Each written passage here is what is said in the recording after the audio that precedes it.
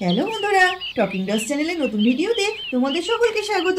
এলিনা কার জন্য কি কি গিফট নিয়ে এসছে আজকে আমরা সেটাই দেখবো, তাই স্কিপ না করে সম্পূর্ণ ভিডিওটি দেখতে থাকো। এদিকে শেলি দাঁড়িয়ে দাঁড়িয়ে চেয়ার ঠিক করছে, ওদিকে সবিতা দেবী শেলিকে জিজ্ঞাসা করলো, শেলি এখনই চেয়ার নিয়ে দৌড়াদৌড়ি করছিস কেন? কি হবে ওখানে? তো ঠাম্মা তো ভিতরে বসে আছে, এখন চেয়ার কি করছিস এখানে নিয়ে? মা, এলিনা দিদি বললো উনি ঘরে বসবে না, উনি বললো বাইরে এসে বসবে, তাই আমি একটু চেয়ারটা ঠিক করে দিচ্ছিলাম। এলিনা দিদি এলো বলে ওপর থেকে নিচে নেমে এলো।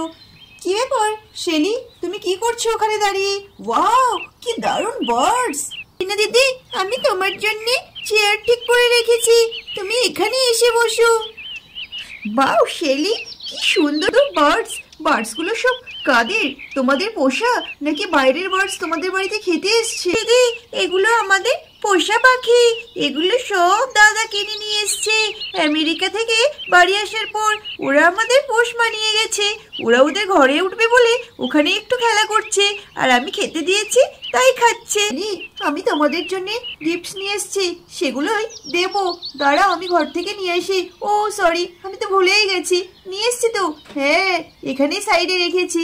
বলতে না বলতেই এদিকে ঠাম্মি চলে আসলো। কি রে দিদিরা, আমাকে রেখে একা একা কত গল্প করছিস? এই বুড়িটাকে বুঝি মনে ধরেনি? না না ঠাম্মি, এটা তুমি কি বলছো? তোমাকে মনে ধরেনি মানে? তোমাকে আমার ভীষণ ভালো লেগেছে। আসো আসো, তুমি চেয়ারে বসো। না না দিদি, আমি মাটির মানুষ, আমি মাটিতেই ঘাসে ঠিক বসতে পারবো। তুই মেম সাহেব বলে কথা, তুই ওই চেয়ারটাতেই বস।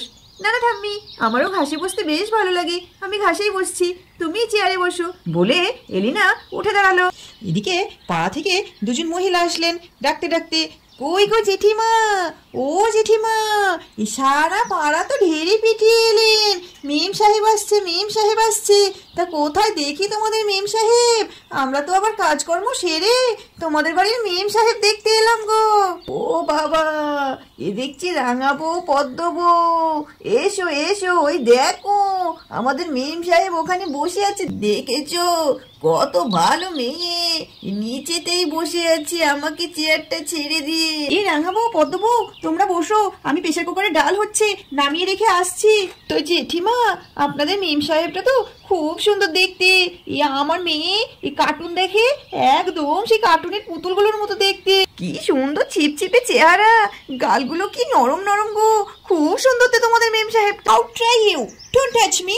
ওহ বাবা, আবার ইংরেজি বলছে গো। আপনাদের সাহস কি করে হয় আমাকে এইভাবে টাচ করার? আপনারা এইভাবে টাচ করছেন কেন আমাকে? আর আপনাদের হাতে কত নোংরা আছে তার ঠিক নেই, স্যানিটাইজ করা নেই গো, আপনারা এইভাবে আমাকে ছুতে পারেন না। আর ঠাম্মি, এনারা কারা? আমার অসহ্য লাগছে এনাদের। এলিনা, বড়দের সঙ্গে ওভাবে কথা বলতে হয় না, তুমি কিরকম ভাবে কথা বলছো ওনাদের সঙ্গে? ওনারা আমাদের প্রতিবেশী হয়, ওনারা ভালোবেসে তোমাকে একটু ছুঁয়েছে, তো কি হয়েছে? ওভাবে কাউকে বলতে হয় না, তুমি ওই রকম ব্যবহার ওনাদের সঙ্গে করতে পারো না।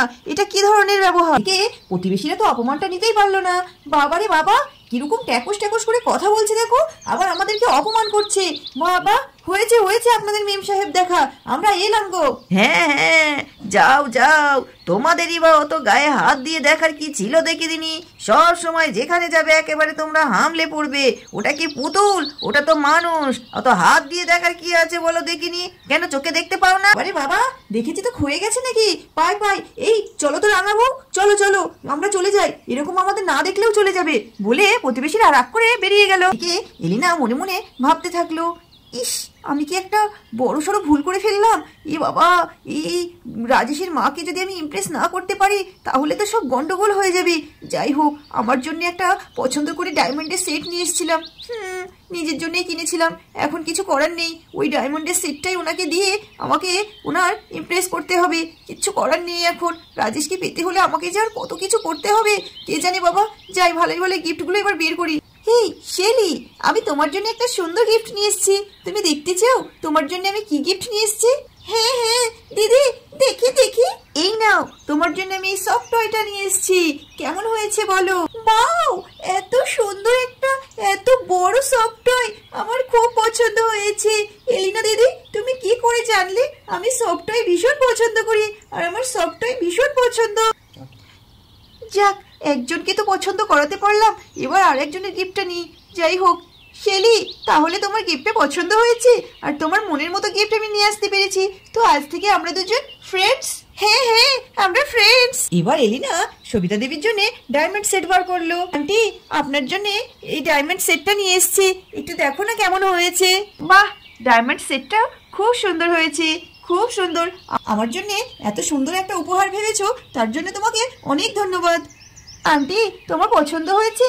হ্যাঁ গো, এত সুন্দর জিনিস দেখলে কার না পছন্দ হবে বলো। কিন্তু তুমি আমাকে ক্ষমা করো বৌমা, আমি এই গিফটটা নিতে পারবো না।